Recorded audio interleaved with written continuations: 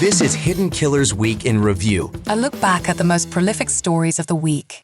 This is the Hidden Killers podcast with Tony Brueski. Featuring former FBI Special Agent and Chief of the Counterintelligence Behavioral Analysis Program, Robin Dreeke. I mean, it's a very interesting case. It's something I've always been fascinated with since it happened in '96.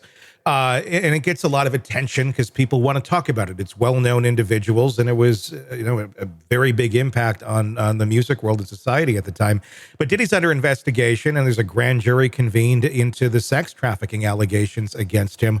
Is the FBI or the Homeland Security actually who's doing the investigation? When you hear other things like this popping up and the allegations of possibly being involved with Tupac, is that something that they're going to, kind of fold into this as well? Or is this just more conjecture in the public going, maybe this is part of it? Or is this something that they would literally, we got to go down this road too and see if there's something here? So again, a lot of conjecture here because I just don't know. Yeah. But out of all the things that they're investigating right now, still to me, the most important thing is the sex trafficking, potentially child trafficking, because that is something that could still be impacting a lot of people now. Sure. What I would be doing if I was investigating this, and I have all these potential murder charges in here as well, I would be putting that aside and holding it right here because you don't want to charge someone with that without having the investigation over here ready to go. Because what will happen is if you charge someone here, anyone that might be circled around that investigation might also be involved over here, and you're going to get them to shut up and lawyer up. Mm-hmm. And you don't want to have that happen until this is all flushed out over here on the child sex trafficking side, because that's the one that I think is going to have the massive tendrils going out. Mm-hmm. I think the straight charges going forward with potential murder for hire and things like that are going to have a more centralized, I'm using my little thing, a more centralized impact right here, with fewer victims involved, than the potentiality over here with all the sex trafficking. So if I was the investigator, and there's going to be multiple coordinations as well going on, which also takes time. So they're probably dealing with one assistant U.S. attorney on this, and they're trying to deconflict a lot of people, doing a lot of investigation with a lot of leads and a lot of information coming in as they're trying to organize and get straight what they're going to do, because they don't want one investigation's outcome or charges to negatively impact the other one. So they're probably triaging. They're saying what do we have more bandwidth for? Because this is also taking a huge amount of bandwidth, meaning people and resources to do this investigation, to follow up on these leads, to serve subpoenas, to collect all the evidence, to analyze all the evidence, to search all the social media platforms, to get on the dark web, to find out all the potential victims on one side. See what I mean? There's so many moving parts that requires a lot of people to do that kind of work. And if you have a small handful of investigators taking in all this, because every time a new charge comes in or a new allegation or something new or hits the social media, they're going to run that down. Mm-hmm. And every time one celebrity says something, even from the jailhouse, well, now they're going to look at this one guy in a jail. They're going to look at every single communication he's had for this entire period of time with everyone. To see if there's fire behind that smoke. And that takes even more resources there. It's going to draw it away from here. So you see, this is why these things take time, because they run everything down to truth. And and we're talking almost a 30-year period, of information. I mean, I can't imagine. It's overwhelming. Yeah.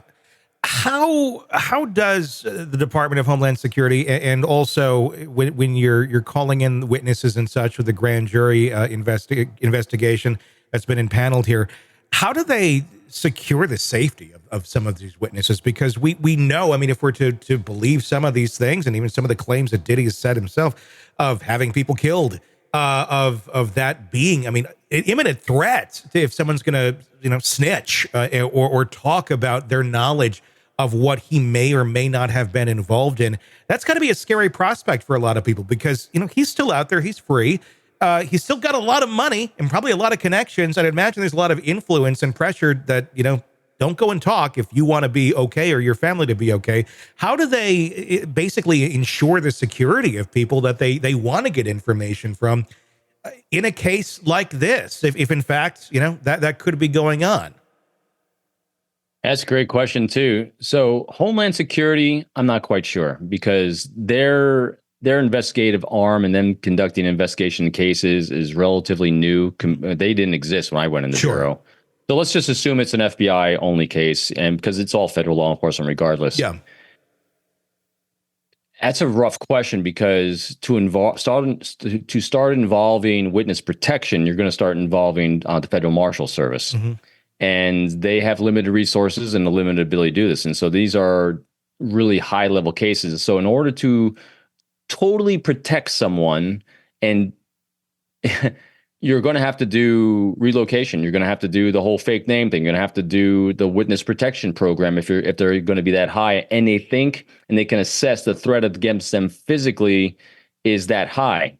That's pretty rare for them to do that. Yeah. Most of the time, when you're working with witnesses, potential witnesses, you let them know up front that, hey, I can't protect you. I'll do the best I can. We're not going to leak your name. We're not going to do all these things. And we ask you not to do the same because of all these potential impacts.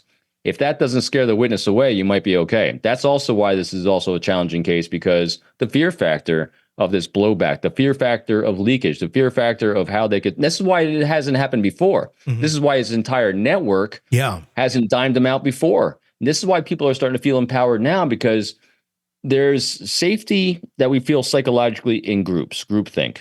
And so if you have one or two people that are now voicing off, feeling safe, they feel safety in numbers. I can jump to and do the righteous thing, mm-hmm. but I'll be safe in a group.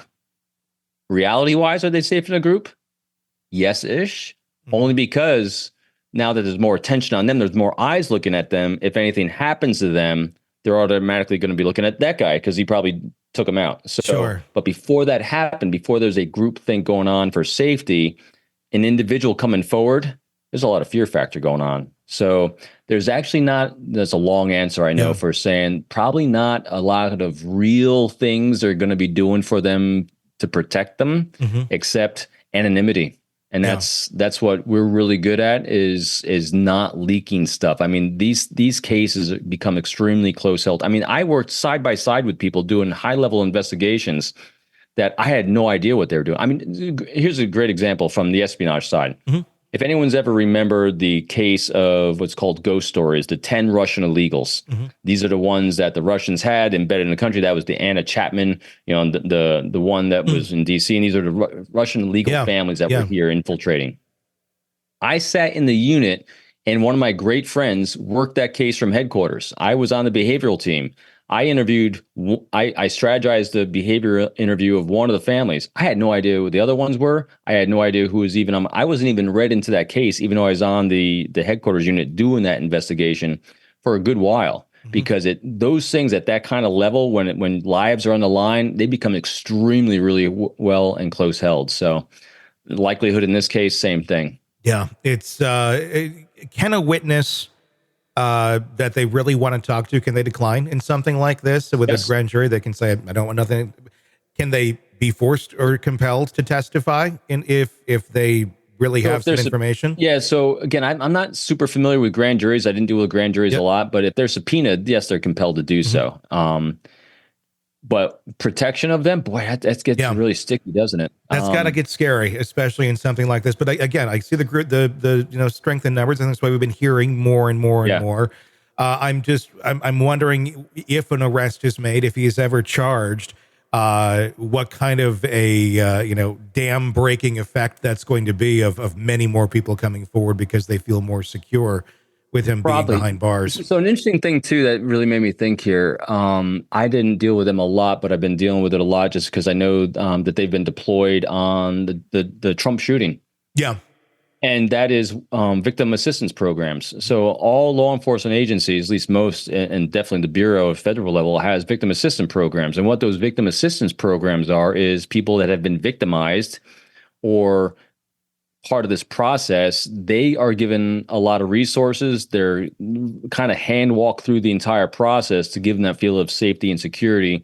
And a lot of times like if local law enforcement knows that a witness is in the area, they'll be doing more drive-bys by the house. They'll be on surveillance potentially. So there's a level of security they're given. They're not like assigned a security detail necessarily, but they're given more notice. They're given higher alerts. If there's now granted, if there's an actual threat that's known or intelligence comes in that someone's under threat, then there'll be a protective details put on them as well for a period of time. So it kind of goes on a person by person basis.